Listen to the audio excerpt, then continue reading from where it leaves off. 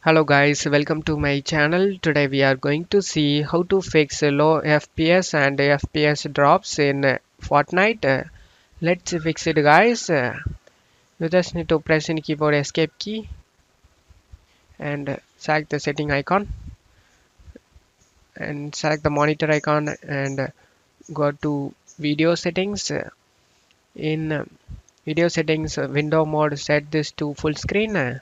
Set resolution to 1920 into 1080, or you can select the screen native resolution and turn off VSync.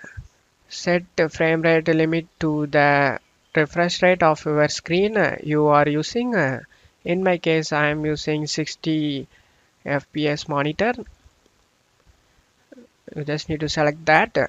After that, rendering mode, set this to DirectX 11 and scroll down, brightness 100, user interface contrast 1x, color blind mode, turn it off, color blind strength set it to 5, motion blur turn it off, user interface parallax turn it on, auto set quality, you just need to set auto set, and quality presets select custom, and anti-aliasing super resolution turn it off, temporal super resolution set to recommended, and 3D resolution set this to 100, dynamic 3D resolution turn it off, night virtualized geometry turn it off, shadows turn it off, global illuminations turn it off, reflections turn it off, view distance set to near,